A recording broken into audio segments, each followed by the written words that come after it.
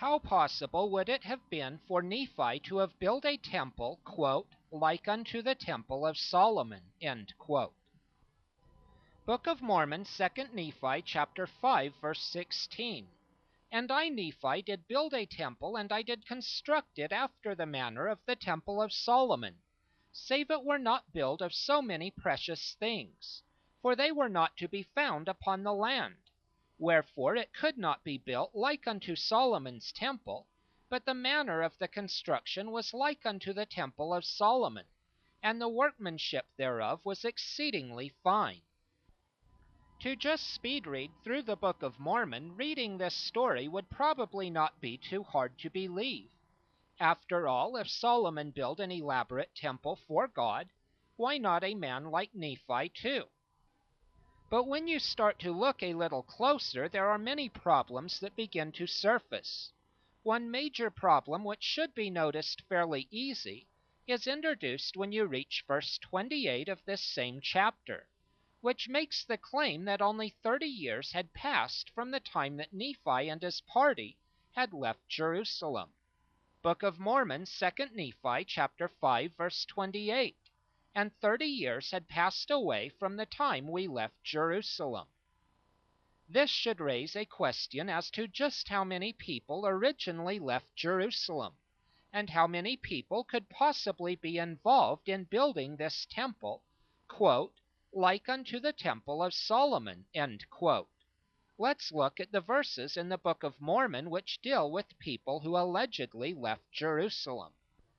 Book of Mormon, 1 Nephi, chapter 2, verse 5. And he came down by the borders near the shore of the Red Sea, and he traveled in the wilderness in the borders which are nearer the Red Sea, and he did travel in the wilderness with his family, which consisted of my mother Sariah, and my elder brothers who were Laman, Lemuel, and Sam, about 600 B.C. 1 Nephi, chapter 4, verse 35. And it came to pass that Zoram did take courage at the words which I spake. Now Zoram was the name of the servant, and he promised that he would go down into the wilderness unto our father. Yea, and he also made an oath unto us that he would tarry with us from that time forth. 1 Nephi, chapter 7, verses 5 and 6. And it came to pass that the Lord did soften the heart of Ishmael, and also his household, insomuch that they took their journey with us down into the wilderness to the tent of our father. And it came to pass that as we journeyed in the wilderness, behold, Laman and Lemuel and 2 of the daughters of Ishmael, and the 2 sons of Ishmael and their families, did rebel against us, yea, against me, Nephi, and Sam, and their father Ishmael, and his wife, and his 3 other daughters. 1 Nephi 17, verse 1. And it came to pass that we did again take our journey in the wilderness, and we did travel nearly eastward from that time forth. And we did travel and wade through much affliction in the wilderness. And our women did bear children in the wilderness. 1 Nephi chapter 18, verse 7. And now my father had begat 2 sons in the wilderness. The elder was called Jacob, and the younger Joseph. 2 Nephi chapter 5, verse 6. Wherefore it came to pass that I, Nephi, did take my family, and also Zoram and his family, and Sam mine elder brother, and his family, and Jacob and Joseph my younger brethren, and also my sisters, and all those who would go with me.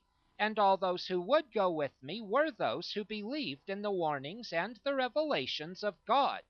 Wherefore they did hearken unto my words. I believe that this is a complete list of all verses mentioning those who quote-unquote left Jerusalem with or ended up being with quote-unquote Nephi and his family in the wilderness. Here is a list for easier reference. Please pause your video now if you would like to take a closer look at this list. In addition to these 20 people, we have the children delivered in the wilderness, any children that might have been part of number 12 and number 13's families, and then there is mentioned in 2 Nephi chapter 5 verse 6 the only comment that I know of in the Book of Mormon of Nephi's sisters. The sisters raises a bit of a problem, since 1 Nephi chapter 2 verse 5 says, quote, "He did travel in the wilderness with his family, which consisted of my mother Sariah and my elder brothers, who were Laman, Lemuel, and Sam." This would indicate that at least at the time Nephi's family went into the wilderness, he had no sisters. With that much said, I know of only 4 conclusions. Number 1, Nephi had sisters not previously mentioned, which were born in the wilderness. Number 2, Nephi was calling his sister-in-laws his sisters. Number 3, either 1 Nephi 2:5 or 2 Nephi 5:6 is not telling the truth. Or number 4, the Book of Mormon is pure fiction masquerading as history and quote-unquote scripture.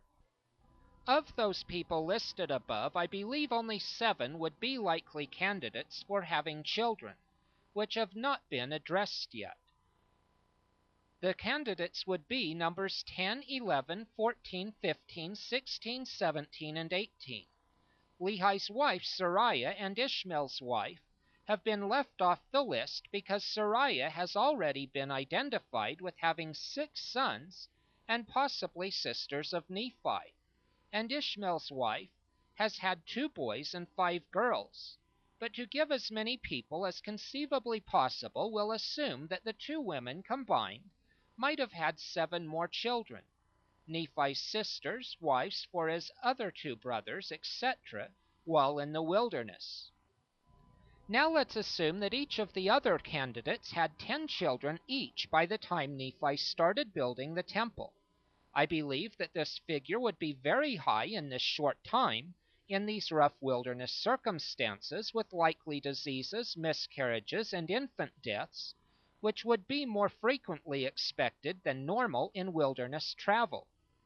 Now we have a total of 20 known individuals and 77 assumed additional people for Nephi's traveling party in the wilderness, for a total of 97 people.